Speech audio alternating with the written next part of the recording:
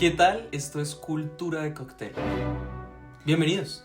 Y gracias por estar acá. Juan, ¿qué es Cultura de Cóctel? Bueno, empecemos por el nombre, de dónde sale, ¿te parece? Me parece súper. Fue el año pasado en una clase de posgrado.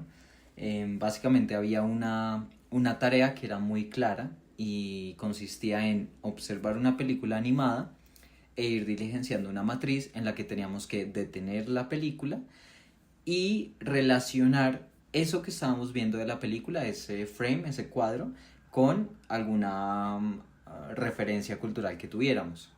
Podía ser con otra película, con un libro, con una canción, con una pintura del medioevo, etc. Y básicamente yo hice mi tarea cuando vimos que mi matriz estaba plagada de referencias a la cultura pop, o lo que hoy día se le conoce como cultura pop.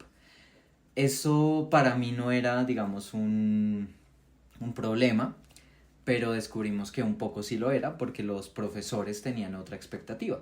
Obviamente ellos en su eminencia intelectual tenían referencias de otra categoría, digamos de alta cultura. En contraste, pues el profesor dijo que mi matriz estaba llena de cultura, pero de cultura de cóctel. Obviamente no lo entendí porque mi cultura de cóctel no iba hasta allá, pero luego comprendimos que la cultura de cóctel es efectivamente cultura de bolsillo, cultura pequeñita, de lo que se puede hablar en lo que dura un cóctel, cosas que son tal vez interesantes pero no muy profundas. De ahí sale el nombre. Como lleno de datos curiosos estaba tu matriz, llena de clichés y asuntos muy específicos de usted. Recuerdo que en mi matriz, era un seminario doctoral, yo relacioné, por ejemplo, Harry Potter, El Hobbit, llegamos también a mucho anime y los dos nos sentíamos súper orgullosos porque esa también es otra característica de la cultura de cóctel, que el que la sabe, el que tiene el dato, se siente muy inteligente cuando dice el dato y espera que los demás lo reciban con esa misma grandilocuencia. Cultura de cóctel es una ironía a esas pequeñas cositas de cultura social, de ese acervo compartido universal que nosotros conocemos y que creemos interesante y esperamos que alguien más lo note interesante. También le creemos para este proyecto lo que dice Clifford Geertz. Le creemos que la cultura son entramados de significaciones y que son las significaciones lo que estructura una sociedad, porque para ellos tienen referencias comunes. En esa clase nos dimos cuenta que la cultura y los significados comunes que compartíamos nosotros dos, los mechudos del fondo, era nuestra cultura, diferente a esa otra alta cultura, como Juan lo decía, de las eminencias y el mundo académico. Sin embargo, yo diría también para introducir este programa piloto que somos entusiastas. ¿Usted qué opina, Juan? Somos dos interesados por elementos y materializaciones de la cultura. La cultura tiene unas formas, la cultura no es algo súper abstracto que tiene que ver necesariamente con un diccionario, aunque sí, sino que desde este proyecto nosotros pensamos que hay unas maneras en las que podemos sacar muestras de esa cultura contemporánea en el tiempo presente, y esas muestras, materializaciones, desde nuestra formación profesional creemos que son las obras artísticas, por ejemplo. Y cada disciplina artística tiene una materialización. La música tendrá sus partituras o su vinilo, pues sus discos físicos. Las plásticas o las visuales tendrán también su formato que se puede tocar. El cine, pues su película. El teatro tiene también otros elementos importantes.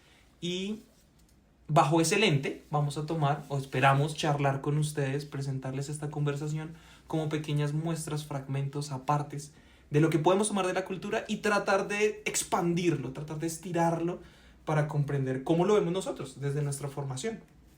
¿Usted está de acuerdo con esa definición del podcast?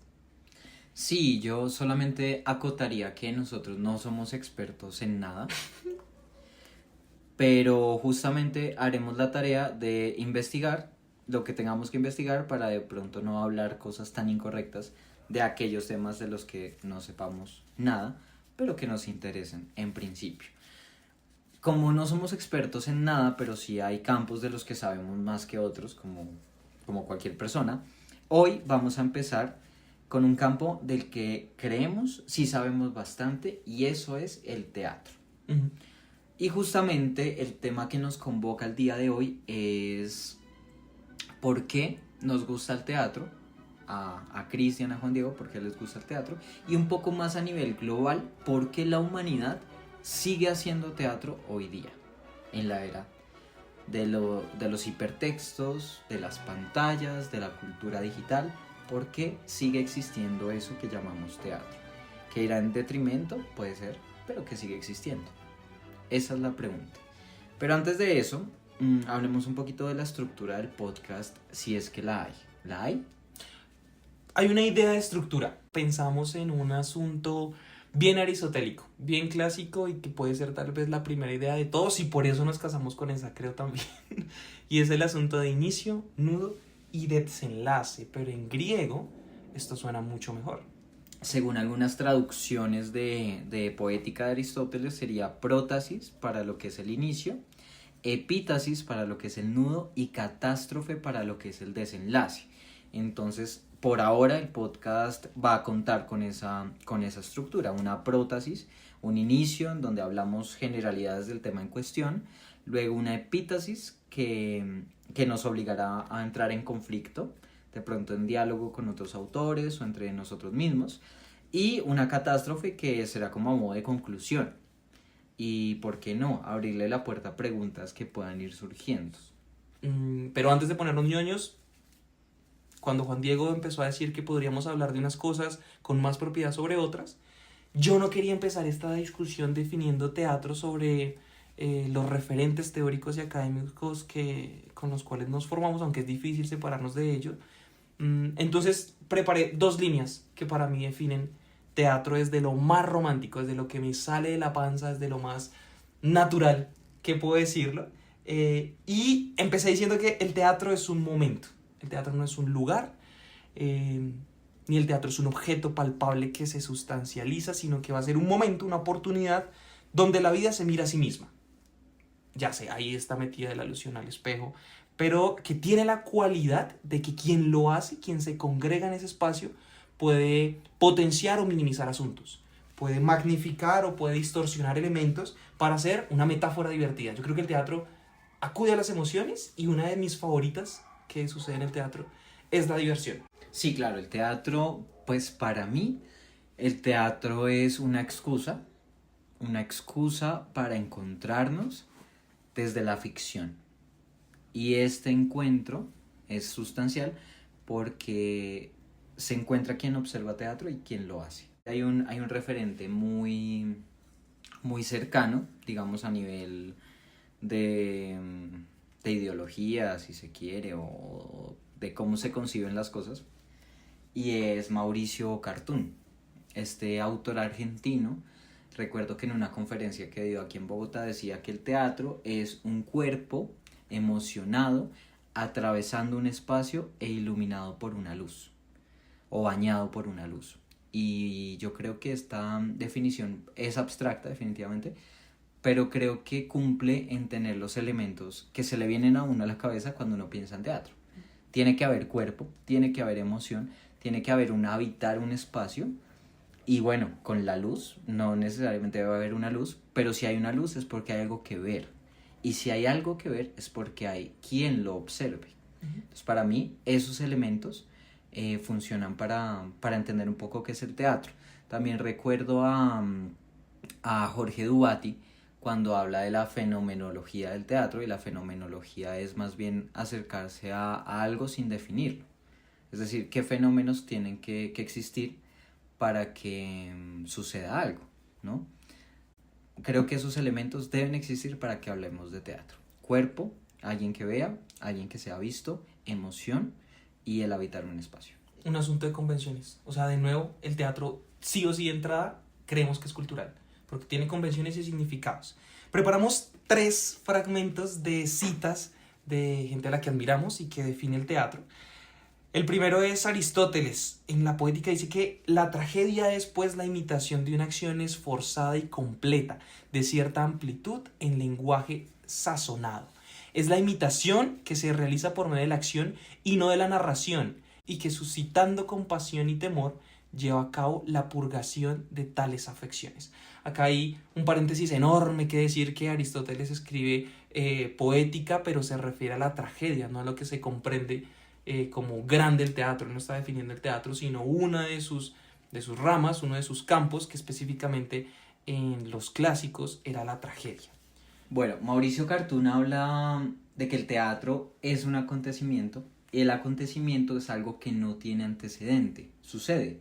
Es la diferencia con las demás artes que son objetos. El teatro no es un objeto, es una ceremonia. Es algo que se produce en ese tiempo y en ese espacio y que es irrepetible. Y Shakespeare nos dice en Hamlet, en diálogo, en la obra de Hamlet, le dice a los actores: pues bien actuad la obra según vuestra discreción, que vuestra propia discreción sea vuestro maestro, que sea vuestra medida.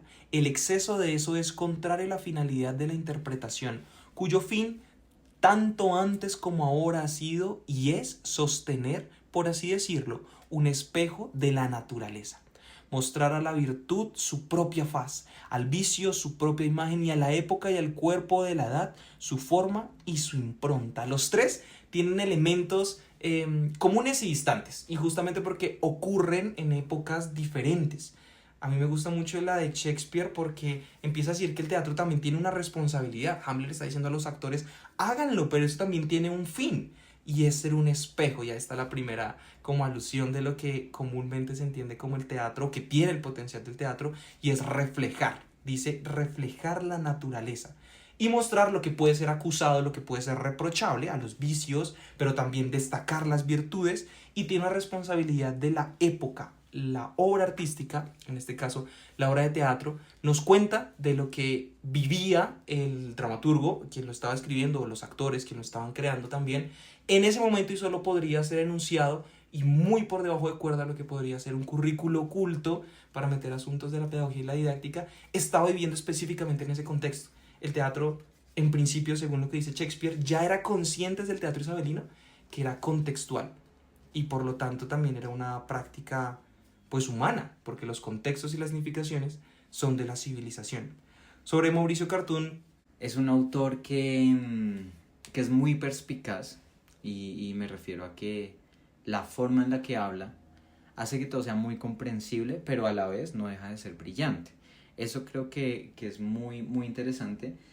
Creo que estas definiciones que traes a la mesa, Cristian, nos habla de por qué nos gusta el teatro. Una de las cosas por las que me gusta el teatro es porque nos refleja.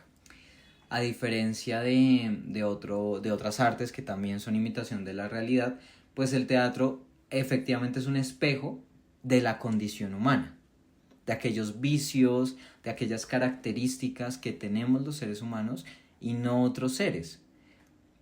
Y por eso creo que es sustancial, y por eso creo que se mantiene. Creo que la humanidad es un poco morbosa de ver lo que la compone al desnudo, y creo que eso es muy importante en el teatro. Es cierto que hay otras artes que pretenden imitar la condición humana, pero creo que el teatro sí nos permite vernos en otros y ponernos en sus zapatos, explorar conflictos, emociones, deseos e incluso miedos que no son de nosotros en ese mismo momento, pero que hemos tenido en algún punto. Cartoon definitivamente dice que, como es histórico lo que usted está diciendo, que sucedió en algún momento, que habla de nosotros, lo que destaca es que no es un objeto también. O sea, el teatro no tiene una sustancia, no es algo que se puede quitar y poner, que se puede abarcar, que se puede poner límites, cercas, sino que dice más bien que es más bien una ceremonia, es un evento, y por lo tanto es irrepetible. Y a mí me parece eso muy interesante, Juan Diego, porque ¿cuál sería la parte del teatro, pues relacionándonos con la introducción, que es la parte del teatro que podemos tomar, como un poco cortar, segmentar para poder hacer zoom o empezar a hablar sobre los elementos culturales? Uno de ellos podría ser el texto dramático, o sea, la parte escrita del teatro, la dramaturgia, y aparecen otras posibilidades para mediar una hipótesis. Y es que los que hacen cultura teatral, los que pertenecen al gremio cultural, al menos en Bogotá, yo no sé usted qué opina, pero yo no lo siento en modo resistencia. No están como diciendo somos los últimos en este campo, esta es nuestra trinchera y somos vieja escuela. O sea, yo no creo que esa sea la sensación. Y eso tiene que ver más interesante con la pregunta de por qué se sigue haciendo teatro. Porque aunque pensamos que esto podría ser anticuado, porque competiría con otros elementos de la cultura de entretenimiento, de la lúdica. Yo creo que los que hacen teatro no están en esa resistencia de somos los que sobreviven. No, no, definitivamente no estamos hablando de un arte que esté extinta, ni que esté en extinción necesariamente. Aunque pudiera estar en detrimento, como por el crecimiento de los fenómenos digitales, de las pantallas, definitivamente no es que hacer teatro sea algo atípico, inusual necesariamente, sino que se hace por otras razones. Es decir, no lo hacemos porque no haya nadie más que lo haga, sino lo hacemos porque muchas veces tenemos una atracción o una convicción por lo que el teatro representa. La pregunta es entonces, ¿qué representa el teatro? ¿Y desde qué perspectivas existe esa representación? ¿Lo hago porque me gusta hacerlo y que me vean? ¿O lo hago para que los otros puedan tener algo de calidad que ver? ¿O más bien lo estudio para luego enseñarlo? ¿Desde dónde se puede abordar ese fenómeno tan amplio que llamamos teatro? Bien, vamos a la epítasis, que es el nudo. La traducción literal es la intensificación, o sea, donde eso que veíamos arriba en el orden inicial empieza a desarrollarse y se intensifica previo al clímax. El nudo, que sería la complicación de la trama, o sea, donde esto entra en caos, ¿cierto? Sí, en una historia convencional, aristotélica, el nudo es el conflicto, donde las dos fuerzas se chocan y se empieza a ver cuál va a ser el destino o la resolución de esto que estamos viendo. Pero en nuestro podcast, la epítasis, al menos de este, va a ser como una línea del tiempo, donde vamos a ver como algunas perspectivas históricas, muy someramente, que se han tenido en Occidente sobre el teatro. Entonces tenemos que ir a la antigüedad, ¿sí o no? La antigüedad entonces pues está cubierta por prácticas de rituales. Rituales que se ejercen a partir de mitos, muchas veces mitos fundacionales, que justifican la existencia de fenómenos naturales o de lugares físicos, de espacios físicos. Entonces el ser humano crea mitos y para conmemorar esos mitos empieza a crear ritos. Esto según la teoría de Levi Strauss. Y ahí justamente empiezan a hacer el teatro, por la repetición, la reiteración de esos mismos rituales que se hacían cada vez más de manera personificada, de manera más intensa, más recurrente, y ahí empiezan los primeros albores de la teatralidad. También hay que decir que los griegos estaban obsesionados con la guerra y con contarla. Entonces, esta república que hoy conocemos como Grecia siempre ha sido federal, y entonces las polis, que eran las federaciones, entraban en conflictos muy constantes. Entonces estaba los persas contra los espartanos, contra los ageos, contra los atenienses, lo que fuera. Después de que sucedían esas guerras, ahí sí venía la cultura, y era cómo contamos nuestra versión de la guerra. Ahí entonces nace la figura de los rapsodas. Los rapsodas son poetas como Homero que se saben de memoria una historia, un relato épico, y que van de lugar en lugar contando ese relato. Los rapsodas entonces saben poemas y a partir de que repiten esos poemas, o sea, ese ritual, empiezan a agregarle elementos como la intensidad con lo que lo cuentan, expresiones faciales, gestos corporales. Y ahí empieza a nacer el teatro en Occidente, con los rapsodas que repiten poemas épicos. A esto luego se le va agregando música, otros rapsodas se integran, empiezan a contar el mismo poema de manera colectiva y evoluciona principalmente hasta volverse la tragedia. Entonces ya no es el rapsoda contándolo de todos los personajes, sino es el rapsoda que interpreta a un solo personaje. Puede ser Edipo, puede ser Eteocles, puede ser Polinices, etc. Y se le empiezan a agregar elementos, y todos estos elementos primigenios del teatro luego son sintetizados por Aristóteles en su Poética. Ahí nos dice qué elementos tiene el teatro, puntualmente la tragedia. Rito y mito hacen posible el teatro en la antigüedad, y esto pues sitúa una necesidad por narrar y por hacer ritual principalmente las tragedias y las guerras griegas. Una característica aquí es que la catarsis es un proceso de purga de las pasiones humanas y de algunos sentimientos. Entonces aquí el teatro empieza a verse desde una perspectiva didáctica que luego va a ser profundizada en el medioevo, como vamos a ver. Pero entonces, para cerrar, en la antigüedad nace por ritos que nacen por los mitos, por los rapsodas, cuenta relatos de grandes guerras y fundamentalmente tenemos dos géneros clásicos de la antigüedad, tragedia y comedia. Me parece muy interesante, por ejemplo, de esa antigüedad, que el teatro no es visto en su momento por los creadores como un invento. O sea, no es un descubrimiento que ahí tome, lo encontré, lo patento, repártase, publíquese, reprodúzcase, sino más bien eso que usted decía como una evolución natural, fruto de una necesidad de los humanos, como un fruto de la evolución natural que tiene una sociedad, luego de reunirse, luego de cazar juntos, luego de preparar su comida, de armar civilizaciones, luego aparece la idea de algo desconocido y su mecanismo de explicación por medio de la ficción. Y eso complementado tiene que ver muy cercanamente, que es una de las categorías de la filosofía del teatro, y es que sucede en comunidad, es una práctica comunitaria que permite un momento. Eso que usted decía, antes no había unas mediaciones tecnológicas o digitales, pero esa reunión, esa congregación, era un momento para confrontar emociones colectivas. Se relaciona con la identificación, ¿cierto? Como que yo veo una proyección de algo, me siento identificado, me conmuevo, o sea que tiene todo que ver con las emociones, y la decisión del artista que hace la poiesis, la creación, sabe qué asuntos sensitivos detonar, qué coros poner en qué momento, qué diálogos pueden ser interpretados de qué manera, empiezan a aparecer las didascalias también, y todas esas estrategias formales tienen que ver con el objetivo de presentar emociones, y esas emociones se viven en colectivo.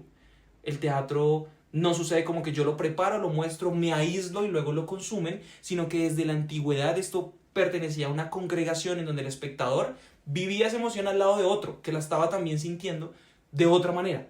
Y yo creo que desde ese rito y mito, el asunto de procesar lo inexplicable, lo trágico y lo bello de la existencia, pues estuvo presente. O sea, esa es una característica hoy vigente del teatro. Y avanzamos un poco desde la antigüedad hasta la Edad Media. La Edad Media sabemos que son 10 siglos aproximadamente, mal llamado el oscurantismo. Digo mal llamado porque hay un imaginario que tenemos las personas y es creer que el medioevo fueron 10 siglos de nada. Tiempo libre. Sí, como un coma de la humanidad. Y no fue tan así. De hecho, hubo varios hallazgos, tanto científicos como humanísticos y artísticos, en el medioevo. Entonces es muy difícil utilizar ideas breves para condensar 10 siglos de la humanidad. Es complejo y es inexacto, pero así tenemos que ser en Cultura de Cóctel. Entonces, en Cultura de Cóctel podemos decir que la característica del medioevo fue el teatro aplicado a la evangelización. Sabemos que la propagación del Imperio Romano, cuando adopta entonces el cristianismo y ya dejan detrás el paganismo, los antiguos dioses que tomaron de Grecia, entonces el Imperio Romano empieza a propagar el cristianismo, esta fe, y ve que el teatro pues es una herramienta poderosa para propagar esta fe. ¿Por qué? Porque como habíamos dicho, pues la gente no tenía muchas otras maneras de entretenimiento.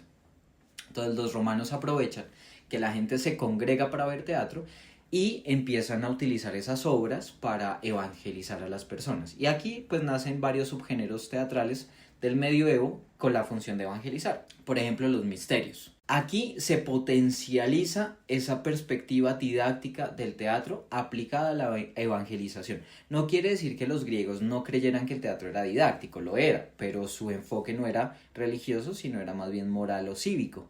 Aquí en el medioevo, diríamos, es principalmente religioso. La utilidad del teatro es propagar ideas y convencer a las personas de la fe cristiana y de sucesos de la vida de Cristo. Muchos de los misterios pues son episodios de la vida de Cristo. Las bodas de Canaán, el Vía Crucis, la resurrección, etc. El pesebre, el nacimiento de Cristo. Y esta intencionalidad era moralizante. O sea, el Imperio Romano sabía que podía unificar el imperio más grande y poderoso en ese entonces a partir de una fe, pero también de una culpa. Por eso era importante también presentar a Cristo como esa imagen colectiva de sacrificio, de abnegación y de que todos nosotros estamos en igualdad de condiciones y merecemos, digamos, un castigo por la irrupción de nuestro pecado en la vida. Entonces, el teatro sí parece también noticioso, también, ¿cierto? En la Edad Media, o sea, reparte de manera intencionada, consciente, por algunos que tienen el poder, reparte noticias para que sean convenciones sociales y empieza de nuevo a ser un asunto cultural. El teatro ahora nos permitía a todos hablar de un solo personaje, que era Cristo. De hecho, se congrega el cristianismo en ese entonces y empieza a crear significados comunes. Saltando el Renacimiento aparece la explosión del drama profano. O sea, si en la Edad Media el centro era Dios como convención y su obra de su Hijo en la tierra, ahora el Renacimiento pues aparece de nuevo el interés hacia lo clásico, o sea, previo a la Edad Media, al tiempo libre, y el hombre está en el centro. El teatro, mucho teatro del que hoy consumimos, en buena parte es autobiográfico, por ejemplo. Y no nace de ahorita el interés de un artista que va explorando la vida de sus padres o de su origen, sino que también aparece en el Renacimiento cuando el hombre y lo que le sucede como individuo es lo protagónico, ¿cierto? Después se va a ver en Samuel Beckett, por ejemplo, pero ahí en el Renacimiento la característica principal era explorar la condición humana e individual y cómo se relacionaba pues, con su sociedad, con su medio en el que se encontraba. Sí, era una época, el Renacimiento, de gran inventiva, me atrevería a decir, sobre todo por las tramas, porque, por ejemplo, en la época antigua, en el teatro clásico, casi todas las obras eran adaptaciones de mitos populares que la gente ya conocía. El mito de Edipo, el mito de Electra, Minotauro, el mito de los argonautas, etc. Pero en el medioevo entonces era casi todo la vida de Cristo, ¿sí? No había tanto espacio para la creación de nuevas tramas, es lo que quiero decir. Entonces, aquí en el Renacimiento sí lo hay. Entonces vienen autores como por ejemplo Shakespeare, que inventan cosas, que pueden tomar elementos clásicos, ¿por qué no?, pero que los reconfiguran para crear historias nuevas. Es una época novedosa y eso me parece muy interesante. Y como esto es cultura de cóctel, vale decir que, por ejemplo, en inglés se dice que Shakespeare, a lo largo de todas sus obras, se inventó unas 1700 palabras. Claro, participó en la creación de la lengua inglesa. Claro, así como, por ejemplo, Cervantes en el español. En español y a través del Quijote. Entonces, es justamente, y yo creo, tengo este imaginario, que antes era más fácil inventar. Claro. Porque no todo estaba inventado, no todo estaba dicho. Y por ejemplo, pues las lenguas estaban en una época aún muy primaria, donde no todo tenía una palabra, no había tanto neologismo. Y por ejemplo, pueden aparecer autores como Shakespeare y proponer nuevos nombres, proponer nuevas palabras que antes no existían. Es interesante ver cómo el lenguaje, o más bien la lengua, le queda corta a los creadores. Cómo hay ideas, sensaciones, emociones, imágenes que el autor tiene y que no hay palabras para describirlas. Son inefables. Obviamente en esa época no estaba la palabra inefable y no sé cómo se diga en inglés, pero el punto es ese, creamos nuevas palabras para abarcar algo que todavía no existe la palabra para describirlo. Eso creo que caracteriza mucho esta época. Inclasificable. Inclasificable, sí, sí. O sea, aún no habíamos empezado, por supuesto, la modernidad y es el paso que nos sigue, pero antes de la modernidad, cuando aparecen los 4 grandes relatos que ustedes ya conocerán, voy a repasar de nuevo, Juan. En la antigüedad aparece principalmente el rito y mito y la característica del teatro en su intención de catarsis para generar una empatía que luego nos lleve a la purificación de esas pasiones.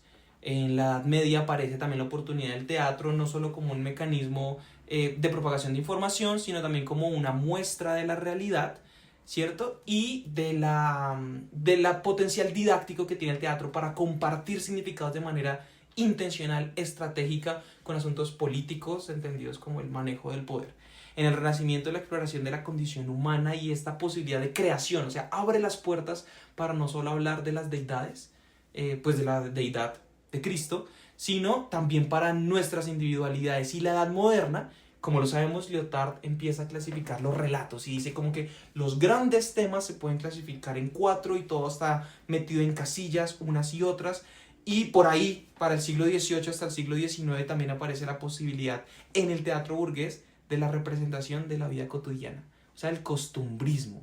Si bien en el Renacimiento aún teníamos algunos héroes, porque estábamos con la mirada hacia atrás, con el interés hacia lo clásico, en la Edad Moderna podemos presentar asuntos de la cotidianidad que nos incluyen a todos. El desarrollo moderno que implica las máquinas, nuestra relación con la tecnología y la característica acá que yo destacaría es la representación de la vida social, pero en el medio de esas categorías, insisto, las categorías de Lyotard, aparece la posibilidad también de representar en el teatro lo que sucede en la psique, lo que no pasa solo con mi rutina, con mi jornada, ¿cierto?, de trabajo, mi relación con mis cercanos, mi núcleo familiar, sino también lo que pasa en mi cabeza y todos los detalles de lo que es la complejidad de la vida humana. Y el teatro pues habla en principio también desde la posmodernidad de qué sucede en relación de nuestra cabeza, nuestras acciones y cómo eso tiene una repercusión con la vida social. O sea, el teatro puede abarcar todos los niveles. Nuevamente, como con el medioevo, es difícil generalizar con ideas tan breves todos los periodos de la historia,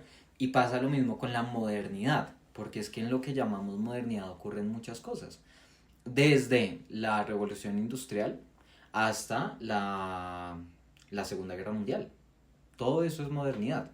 Entonces es complicado abarcarlo todo, pero otra de las características o de las oportunidades que aparecen en esto que llamamos modernidad en el teatro es mostrar personajes que son personajes comunes y corrientes y que tienen vidas cotidianas, tal vez muy cercanas a las vidas del espectador, a la vida del espectador.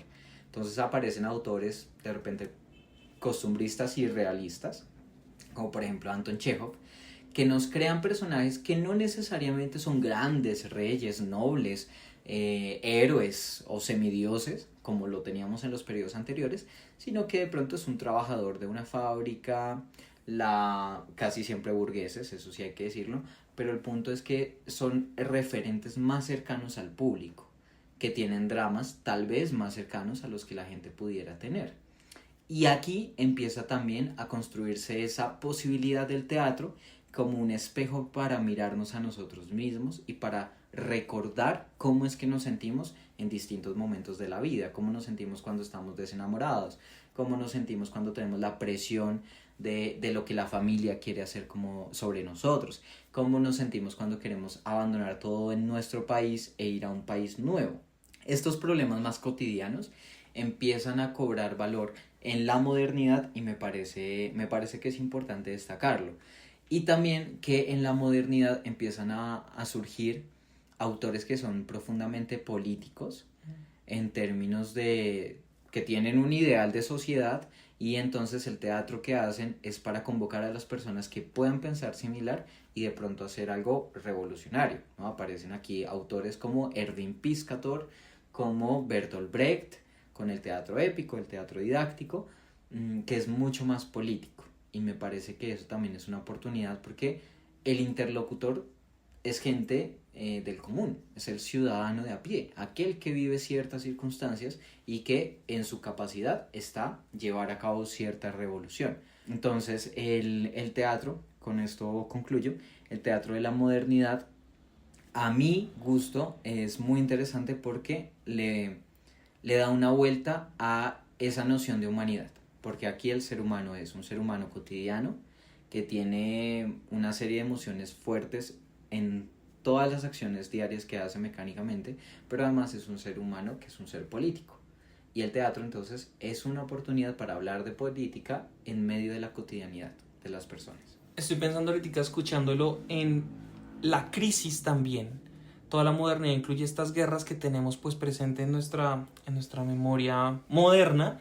Justamente aparece lo absurdo desde Ibsen, el teatro también siendo como el panfleto grande que le puede decir a la sociedad, esto acá no tiene nada sentido, y no se lo trate de buscar porque acá es imposible encontrar un sentido, y eso es tal vez una fotografía más fiel que la intención de replicar a la exactitud un escenario con las 4 paredes, el papel tapizado, yo qué sé, toda la utilería minuciosa, los zapatos, el tapete, y aparecen más fuertemente las convenciones como una contraposición, diciendo estas convenciones que vamos a proponer y desarrollar, por supuesto evolucionan un montón en el siglo XX, pero empiezan también con el teatro del absurdo, diciendo puede que la convención sea más cercana a la verdad, pero nos damos la licencia de para acercarnos a la verdad, nos podemos alejar de la verosimilitud. Entonces no tiene sentido que 2 personajes entren y se contradigan unos contra otros. Mejor aún, que un personaje tenga una línea de pensamiento, pero diga su diálogo en voz alta, con otro al lado, y el otro esté mandando también toda su línea argumentativa, toda su línea de pensamiento, solo. uno sin escucharse al otro, como si fueran personajes sordos. Lo vemos mucho en el teatro del absurdo, ¿no? Y pareciera que esa apuesta puede ser más cercana al realismo porque su mente también está, desde todo lo que pasa en la sociedad, nace en la psique de los personajes. O sea, nace en las incoherencias y en las contradicciones internas de cada personaje. Y con este pasito podemos llegar, insisto, son pasos enormes, hacia el siglo XX, donde se rompen o se desarrollan las convenciones y ya no le tienen miedo a la incomodidad, por ejemplo, a la participación en la reflexión crítica enunciada con todas sus letras, a la política y a la pedagogía. Y yo creo que esa pedagogía, también ya desarrollada como ciencia de la educación, se empieza a entrelazar, o al menos así lo veo yo en Cultura de Cóctel, porque un elemento gigante del teatro con el cual, pues, me matan en este monte, es que el teatro también tiene un asunto pedagógico y social educativo, bien contundente, por no decir didáctico. ¿Qué tal si hablamos de Bertolt Brecht, Barba y Wall? Las tres Bs, que yo creo que también son fundamentales. Sobre Bertolt Brecht, su merced sabe que empezó en la modernidad y ese tránsito como que resuena hacia el siglo XX, pero tiene un efecto de distanciamiento que usted pronuncia muy bien en alemán. No, mi alemán está oxidado, pero sí, lo importante de Brecht aquí es que él juraba no era aristotélico. Es decir, uno de los ejercicios, digamos, intelectuales y poéticos o creativos de Brecht es romper con las nociones del teatro aristotélico. Entonces, cuando uno lee a Brecht, ve que trata de no tener la estructura de inicio, nudo y desenlace, porque sus obras a veces son episódicas. Entonces no es inicio, nudo y desenlace, sino que son episodios, cada uno con un inicio, un nudo y un desenlace, que le apuestan a algo mayor. También pues obviamente está el efecto de extrañamiento, de distanciamiento, o en alemán Befremdungseffekt, más o menos como efecto de extrañamiento, que es cuando por ejemplo se rompe la cuarta pared o cuando sucede algo que directamente el público no se lo espera, y que la función o la intención es que el público recuerde que está viendo una obra de teatro, es decir, romper esa burbuja de la ficción, esa burbuja en la que el público hace un pacto para creer que todo lo que está viendo sí está sucediendo de verdad. Brecht rompe eso, pero es cierto que Aristóteles también involucraba cierto extrañamiento en la tragedia había rupturas de la cuarta pared y demás, pero estamos hablando de Brecht, quien diría yo lo potencializó, ¿cierto? En pro de otros objetivos que tenía su teatro. Eso sobre Brecht, y bueno, pues tiene bastantes obras que son muy críticas, por ejemplo, al ascenso del nacionalsocialismo. Varias obras las tuvo que escribir desde el exilio, y son obras que, retomando, se sitúan en personajes que son más o menos cotidianos, o a veces que pertenecen a lugares muy bajos. Algo que es muy importante en el teatro brechtiano, me parece, es la idea del antihéroe. Personajes que de pronto son ladrones, prostitutas, soldados, mercenarios, y que llevan a cabo una serie de acciones y que más bien son víctimas de las circunstancias que están viviendo, más allá de que el propio personaje sea como el motivante de la acción. Tengo muy presente una obra que se llama Un hombre es un hombre, que pues es profundamente una crítica a cómo las guerras y los fenómenos de la guerra lo que hacen es deshumanizar al hombre. Tomamos a un ser humano, social, y lo convertimos en una máquina de matar, y somos capaces de convencernos de que un hombre en verdad un soldado es un hombre que tiene permiso para matar a otros hombres. Y esa es una crítica muy, muy brechtiana, y justamente en Un hombre es un hombre pues hay una serie de elementos que ya hemos mencionado de este teatro brechtiano. Hay distanciamiento, está el enfoque a las condiciones generales que arrastran al personaje, son personajes antiheroicos, y sobre todo el final es muy... Deus Ex Machina. Sí, pero es abrupto porque uno definitivamente no cree que la obra va a terminar de la manera en la que termina. En las obras de Brecht yo noto que tiene un compromiso político, o sea, que señala siempre a los que tienen el poder, a los que podrían estar oprimiendo a otros. Esto va a tener una evolución en las otras dos B, pero se me hace, por ejemplo, que esos finales abruptos, esos finales fortuitos de Deus Ex Machina, lo podemos hablar después, pero tiene que ver, creo, con la idea generalizada de que esto es un sistema, que el sistema en el que vivimos está todo ornamentado y tiene cilindros, palancas, engranajes y todo está preparado y funciona un poco a nuestras espaldas, vulgo, a nuestras espaldas, ustedes que vinieron a ver teatro. Y finalmente las cosas ocurren porque sí y porque no, y la justificación está en el que el sistema lo tiene arreglado, o sea, siempre señala el poder, no sé si me equivoco, o sea, está diciendo, esto que sucedió con un hombre no tiene que ver con las malas intenciones de este personaje. En Máquina Baja, por ejemplo, no tiene que ver con Máquina Baja necesariamente, sino con el contexto que hicieron que Máquina Baja fuera Máquina Baja. ¿Puede ser? Entonces hay como un compromiso con una mirada más amplia. Y a diferencia de las... Bueno, no a diferencia. Aquí se hace más evidente con el teatro de Bertolt Brecht y el efecto de distanciamiento para romper esa burbuja, que va a ser la cuarta pared que él va a fragmentar. Tiene que ver con, yo creo, decirle al público, usted está empatizando mucho con este personaje y usted mismo se pone como la disposición de solo voy a ver.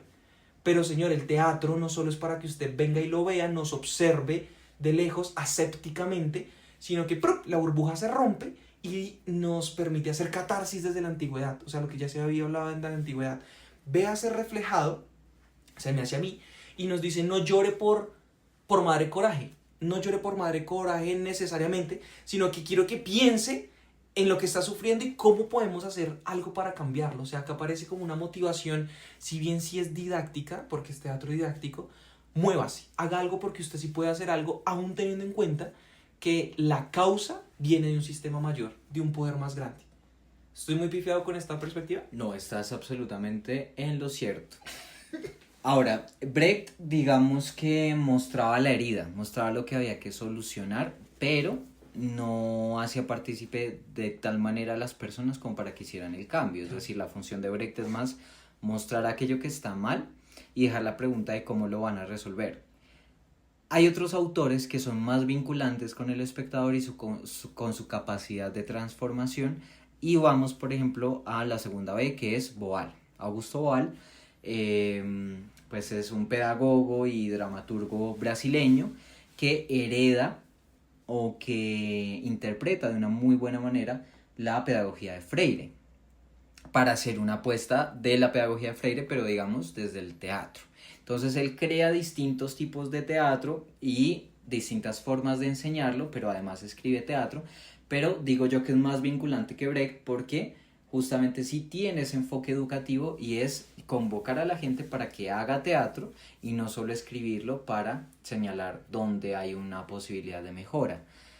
En el teatro de Boal siempre se va a hablar del teatro como algo que no es revolucionario en sí mismo, sino que es un ensayo de la revolución, y esto me parece clave, y es que es otra perspectiva, otra posibilidad del teatro, y es el teatro como algo educativo, que nos enseña cosas y que nos convoca para hablar de ciertos temas que de pronto no se pueden hablar en otros espacios ni con otras artes. Y esto me parece clave porque una de las razones por las que a mí me gusta el teatro es por su capacidad de generar una conversación, pero una conversación entre quien hace el arte y quien la ve. Obviamente uno puede ir siempre a recitales de música y hablar con los músicos, a galerías de artes plásticas y hablar con los pintores, pero en el teatro estamos en la posibilidad de hablar con el dramaturgo muchas veces y con el intérprete de ciertos personajes. Pero además es tan vinculante el teatro de Boal que incluso reevalúa la concepción de espectador y de actor, fusionándolas y creando al espectactor. Entonces el espectactor es alguien que en principio ve una obra, pero que luego en un momento dado puede participar en la propia obra que está viendo a fin de cambiar las cosas. Y eso, por ejemplo, es algo que el teatro brechtiano no tiene. La posibilidad en tiempo real y vivo de que el espectador intervenga y modifique la obra.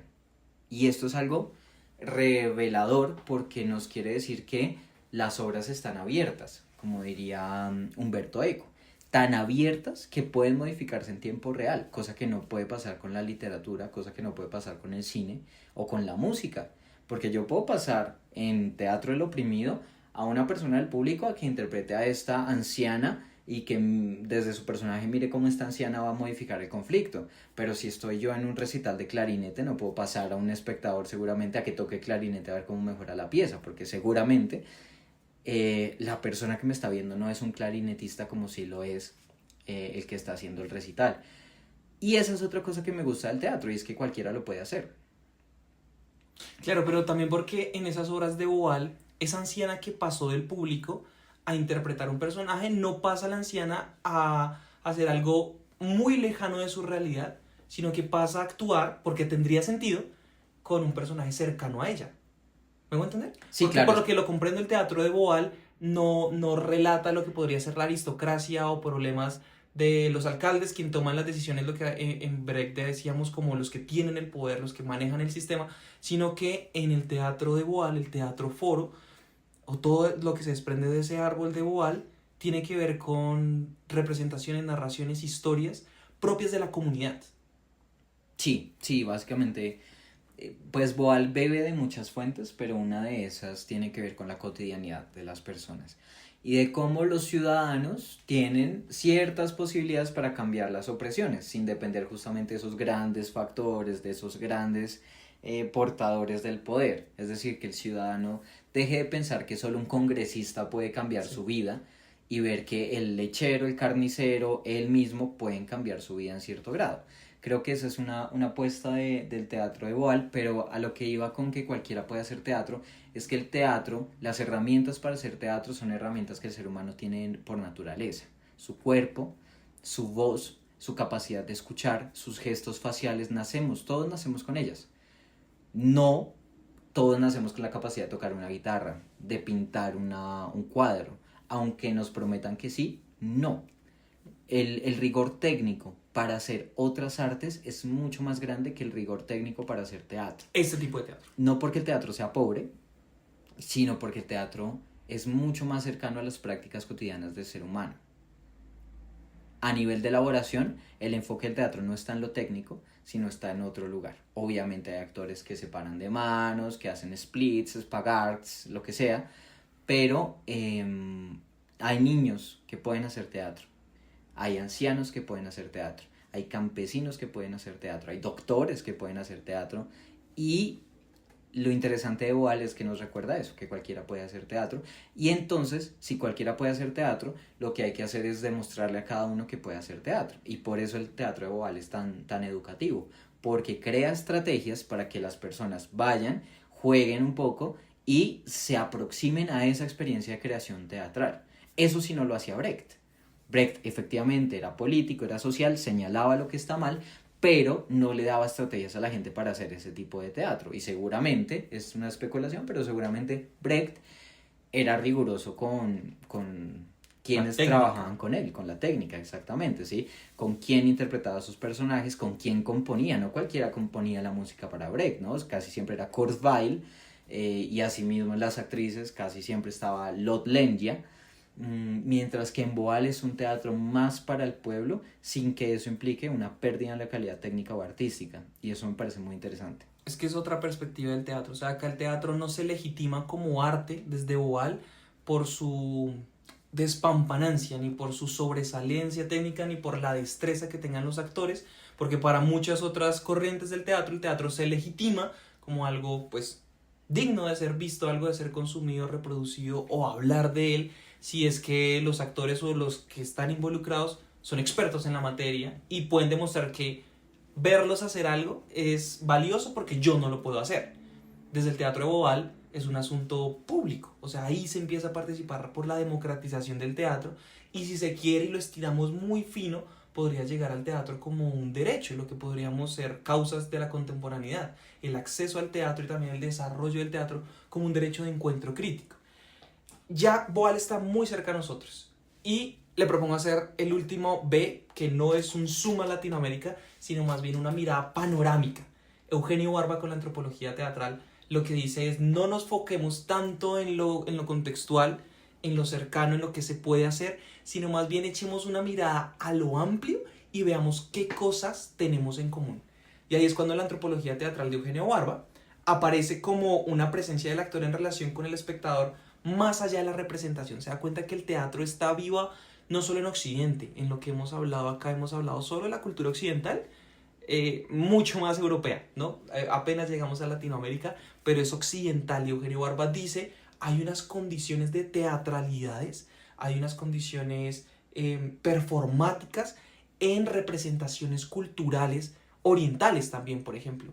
Identifica las islas, lo que él va a llamar las islas flotantes. Él dice, aunque no tengamos nada en común, aunque usted venga de una cultura nórdica, por ejemplo, y otro venga de una cultura africana, o unos vengan del sur, muy sur como nosotros, tienen elementos comunes. Esas islas que no están separadas por el mar como un asunto de mediación lejana, o sea, tortuoso, difícil de atravesar. Más bien esas islas están elevadas y nos podemos identificar con puntos comunes. Y hace todo un estudio, eso es, antropológico, de cómo tenemos relaciones y puntos iguales. Se empieza a identificar elementos como la tensión, como el desequilibrio, como la preexpresividad, como asuntos del SATS, de la preparación, y dice, el teatro es de la naturaleza humana.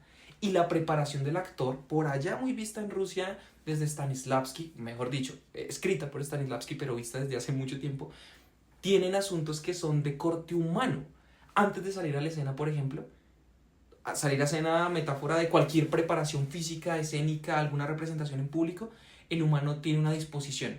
Y él dice, eso se llama tensión. Y cuando un cuerpo es tensionado, hace que la mirada de los espectadores se dirijan hacia allá. Él va a decir, todo lo que implica teatralidades como presentaciones culturales, como deportes también, nos llama la atención a los espectadores, nos vuelca a congregarnos, porque nos parece interesante el desequilibrio. Cuando el centro físico, humano, quiero decir, lo que está en el ombligo, se va hacia un lado, fuera de nuestras extremidades, es interesante verlo, y de ahí viene la palabra atención. Como esos asuntos de cultura de cóctel son llamativos para esta caracterización de lo que es el teatro, porque más allá de la representación, el teatro pareciera, siguiendo a Augusto Boal, un elemento público y que debería ser de acceso de todos. Y pararse con una regla a medir, uy, esto parece ser teatro, uy, esto no luce como teatro, uy, esto no me generó tal emoción, no es del buen teatro. Eugenio Barba lo que va a decir es, fíjense en lo que tenemos en común. Fíjense en que de pronto los que hacen teoría teatral, los que se dedican al mundo teatral, no deben ser puentes rígidos, acá voy a parafrasearlo, no deben ser puentes rígidos que unen una cultura con la otra, en nuestro caso de cultura de cóctel, cultura alta con cultura, la alta cultura con la baja cultura, sino más bien él propone canoas, y canoas como ese elemento flexible que viaja entre una isla y otra. Y termina esta última vez con un afecto pues personal.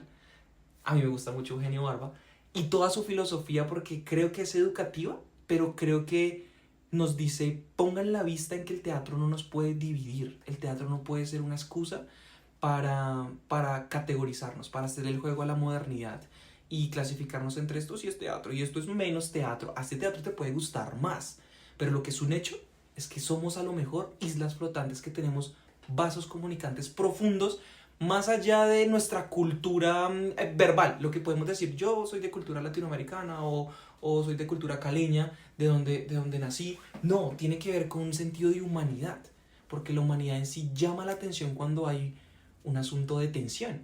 Se me ocurre los boyeristas, cuando ocurre un accidente, cuando hay un asunto de riesgo, lo emocionante de una improvisación es porque sabemos que el actor está en riesgo. El asunto de ver interesante a un hombre que camina sobre una cuerda floja es porque sabemos que su cuerpo está en tensión, nos genera pues nervios porque su centro no está alineado, a lo mejor no va a poder pasar de un lado a otro. Sobre Eugenio Barba, también destacaría que el lenguaje deja de ser un asunto fundante y no por eso menos erudito. O sea, pareciera que la conexión del teatro puede hacerse entre un noruego y alguien que habla mandarín. Y eso es posible porque somos humanos y porque hay unas convenciones sociales. Rápido, las doxas. Entonces piensen en una olla, ¡plum! Físicamente todos hacen la misma pose. Ahora piensen en un militar, ¡plum! Todos hacen la misma pose. Ahora piensen en una monja. Y pareciera que automáticamente en nuestra doxa, imaginario colectivo, pero humano, la monja o la santidad o todo lo que tiene que ver con lo sacro, van las manos arriba, nuestro pecho pues reflejado hacia el cielo, lo que tiene que ver con una olla, con los elementos, tratamos de representarlo físicamente aunque no sea verosímil. Todo lo que tiene que ver con asuntos militares, pues se entenderá la rigidez en el cuerpo, la tensión, las líneas rectas. Y él va a decir como el teatro nos permite como un lenguaje común cultural. Y qué bueno sería no solo crear nuevos significados, como era el caso de Shakespeare y de Cervantes, sino más bien identificar esos significados comunes que por defecto entran en la humanidad. Entonces el teatro de Eugenio Barba, creo yo, pues es maravilloso porque el teatro habla de lo que es el ser humano, de ahí lo antropológico. El teatro es un asunto humano y no nos debería separar, disgregar o ponernos en conflicto. Sí, sí, definitivamente Barba. Es curioso porque Barba no se caracteriza especialmente por escribir teatro, ni por ser director de teatro, sino más bien por ser algo cercano a un crítico o teórico teatral.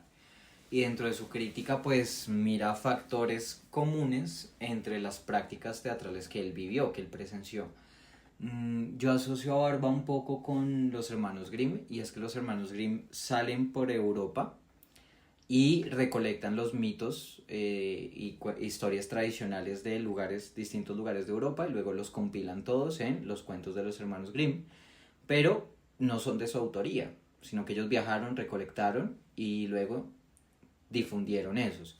Y Barba hace un poco ese ejercicio, y es observar distintos tipos de teatro, analizarlo y encontrar unos puntos comunes más o menos y construir su teoría a partir de eso. Y es, aunque tenemos diferencias culturales, geográficas, económicas, políticas, etc., hay unas tendencias y unos elementos comunes en las formas que hacemos teatro. Ahora, si avanzamos un poquito en esta estructura que hemos propuesto para el programa de hoy y llegamos a la catástrofe, pues ya tenemos que empezar un poco a responder las preguntas iniciales, y es ¿por qué nos gusta? Ya sabemos más o menos qué es el teatro, cuáles han sido las grandes épocas o las grandes formas de ver el teatro en Occidente al menos, pero ¿por qué nos gusta el teatro? Yo tomé unas notas, tomé como unos puntos clave.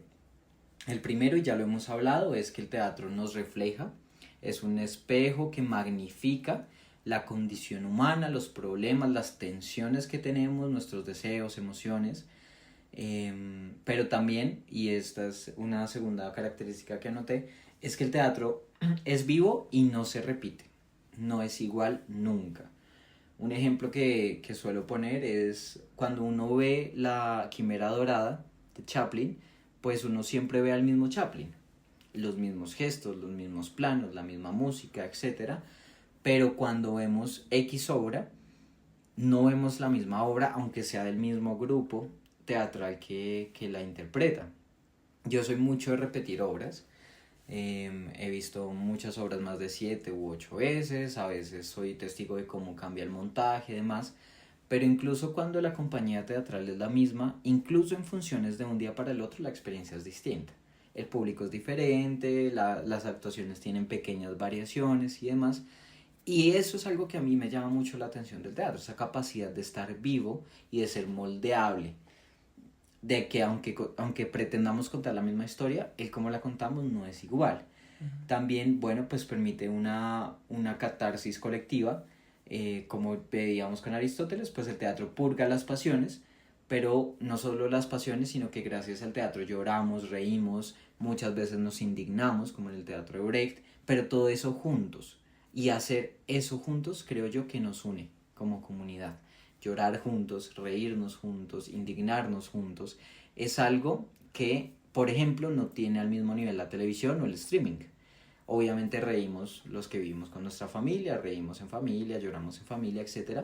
Pero el teatro nos vincula y hace que sea posible, por ejemplo, llorar al lado de un desconocido, que también lo permite al cine.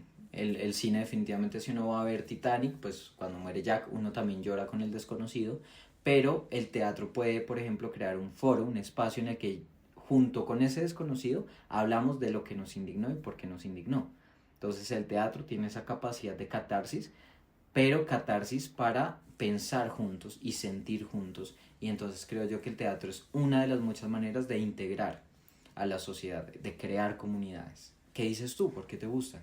Es que coincido, francamente. Creo que el asunto que más me vuelve loco sobre el teatro es eso que usted estaba diciendo sobre la comunidad, o sea, sobre el encuentro. Hemos evitado referirnos a Jorge Duati porque entiendo que es como el referente más claro que tenemos los hispanos sobre la filosofía del teatro, y las luces que él da son muy claras y casi irrebatibles y tiene coherencia con la línea del tiempo que hemos compartido.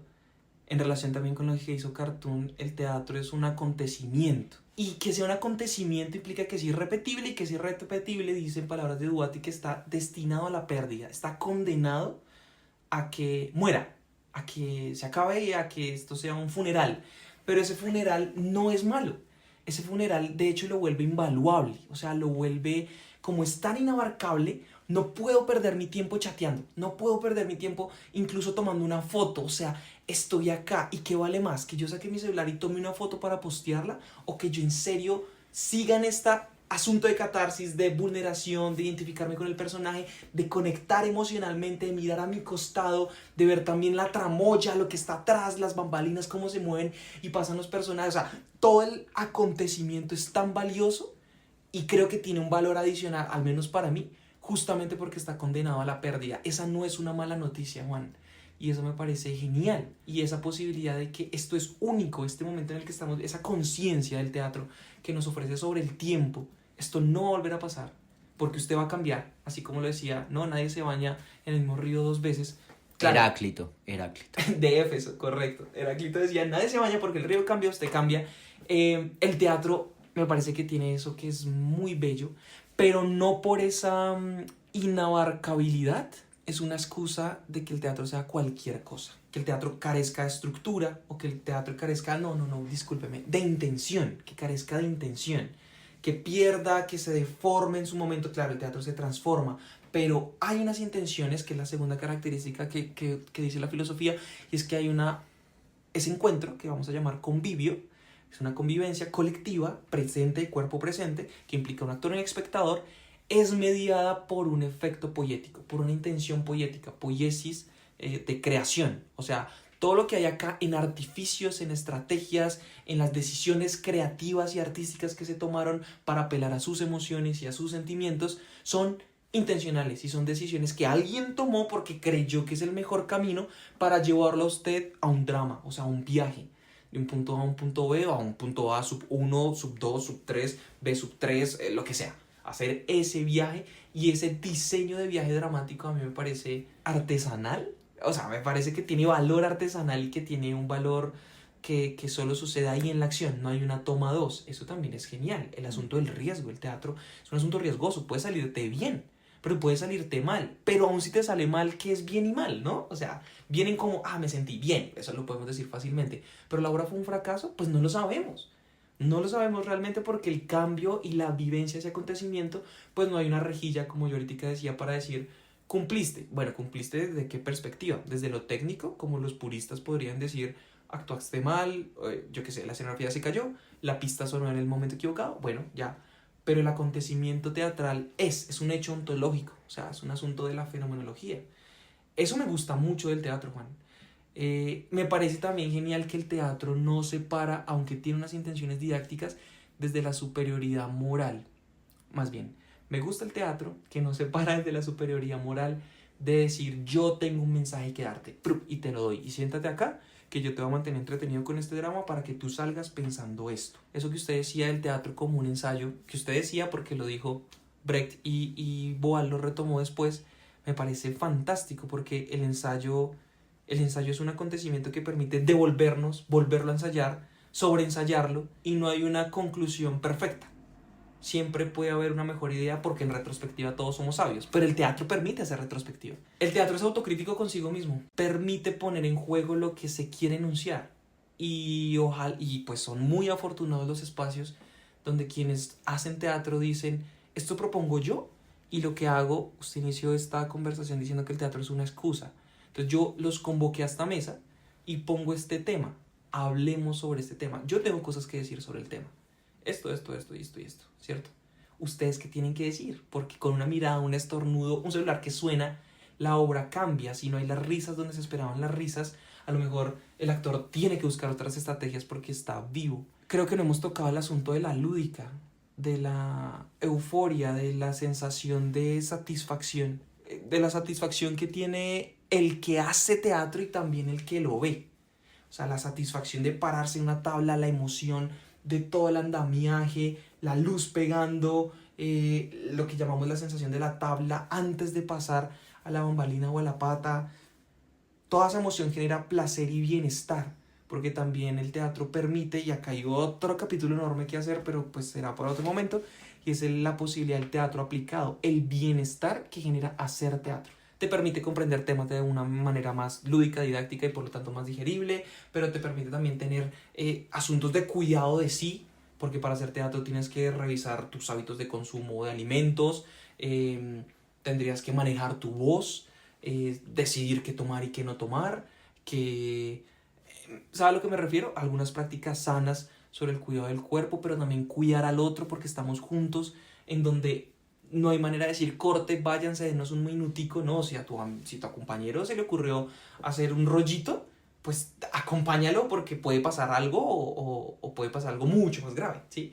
Entonces es un asunto de cuidado y también de escucha, el asunto de cómo nos comunicamos en la cena. Por eso el teatro se ha usado para teatro aplicado en muchos asuntos de resolución de conflictos, de habilidades narrativas, de propia sección. Entonces el teatro trae bienestar. El teatro trae bienestar y ese bienestar también una parte importante es la satisfacción de tengo una voz, tengo algo que decir y hay un acuerdo de todos los que nos congregamos acá en que por un momento se me va a escuchar. Y no se me va a escuchar en oídos sordos, sino que alguien me escucha y va a interactuar con lo que yo tengo que decir. Entonces también genera un lugar de enunciación valioso para comunidades y pues la colombiana que ha sido también tan acallada en su generalidad. Yo diría que el teatro sigue vivo porque es pertinente y porque no compite con otras artes. O sea, no hay un concurso de cuál es el mejor arte y como el teatro ya perdió porque el cine vende muchas más taquillas, ya el teatro deja de ser obsoleto. Creo que es la razón por la que el teatro no está, la gente que pertenece al gremio no está como en modo resistencia, acá vamos a resistir y vamos a tratar de seguir vendiéndote boletas. No se trata de eso porque no es un asunto capitalista, o sea, su razón no es capitalismo de buscar un lugar, sino que ese lugar ya está dado porque es cultural y es social. Sí, de acuerdo, por todo eso nos gusta el teatro. Ahora, yo había puesto como unas perspectivas y posibilidades del teatro, brevemente porque creo que ya todas se han dicho. Es filosófico o puede ser filosófico, ¿no? Porque el teatro nos trae a colación preguntas y temas importantes desde el punto de vista filosófico que atañen mucho a la humanidad, la verdad, la realidad, la justicia, la venganza, el amor, la pasión. Temas que pertenecen obviamente también a la literatura, pero en su forma de interlocutar con las personas, el teatro es sobresaliente, porque interlocuta con personajes, con actores, con luz, con música, etcétera, pero sitúa preguntas que tienen o que rozan lo filosófico. También es político, pues desde los bufones medievales hasta el teatro del oprimido, pues el teatro es una trinchera. A veces es satírica, a veces es crítica, pero en todo caso busca la revolución de alguna manera. Eso tiene pues un sentido profundamente político, ¿no? Brecht, que usaba el distanciamiento para que el público, además de sentir, pensara. Igual pues que invita al público también al escenario para hacer lo que sabe hacer. También creo yo que el teatro tiene una dimensión espiritual o ritual, como ya vimos en sus orígenes. Entonces nace el rito de invocar ciertas fuerzas, de contar unos mitos o de revivir historias de los dioses. Y pues en muchas culturas indígenas aún se practica teatro ligado a lo sagrado. Entonces eso fue algo que no profundizamos mucho, también se podrá dar en otro capítulo, que son esas formas no urbanas y no coloniales de hacer teatro. Pero entonces está en todo caso esa dimensión que es la espiritual. Y la que creo yo más nos compromete pues es la perspectiva pedagógica y educativa, ¿no? Y es que el teatro, hacerlo y verlo, desarrolla ciertas capacidades y ciertas características del ser humano, como la empatía, la expresión, el pensamiento crítico, la memoria colectiva en Colombia, que sabemos que el teatro casi siempre se trata de conflicto armado. Yo lo critico mucho eso porque a veces se satura.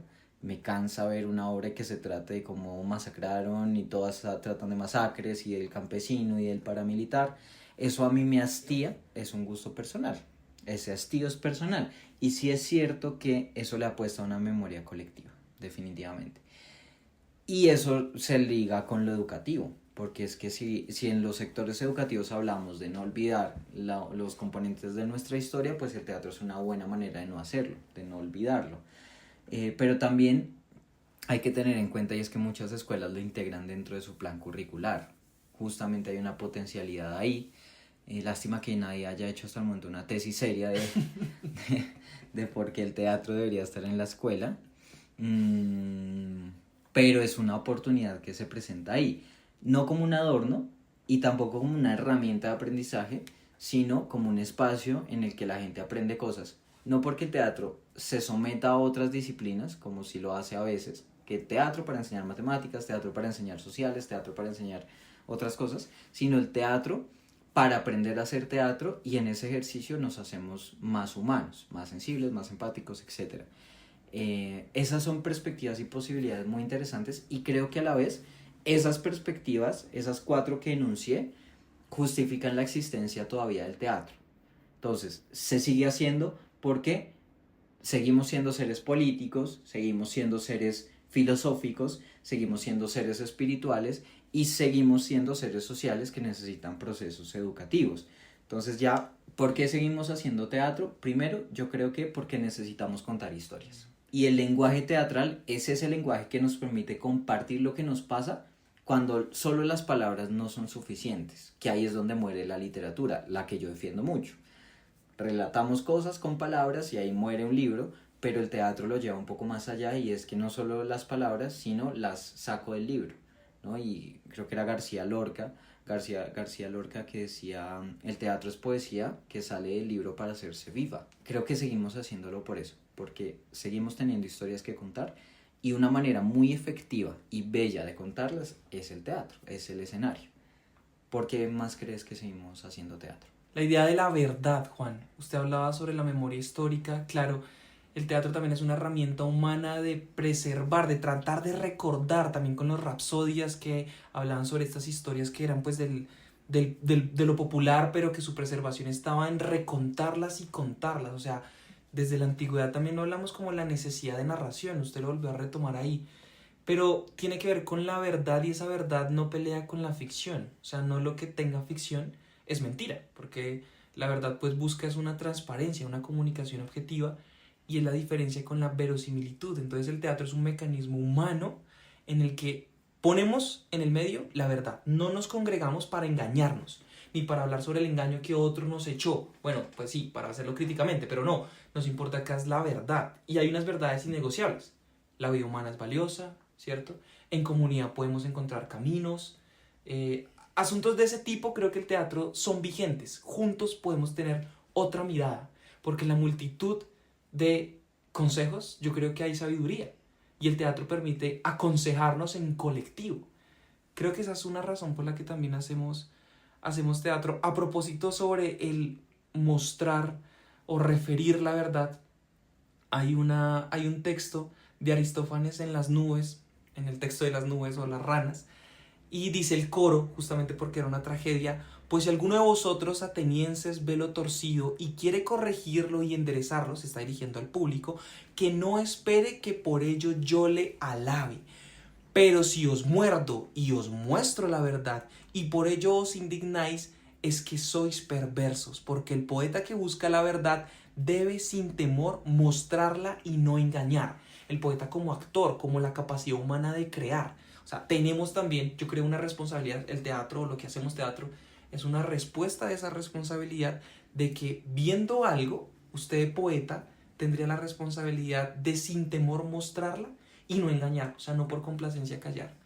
Y yo creo que ese teatro también es un lugar de emancipación, y eso es valioso porque nos une para emanciparnos, la emancipación como algo legítimo y posible, necesario, y ojalá suceda más. Sí, eso me lleva a pensar en que el teatro es una oportunidad para encontrar sentido.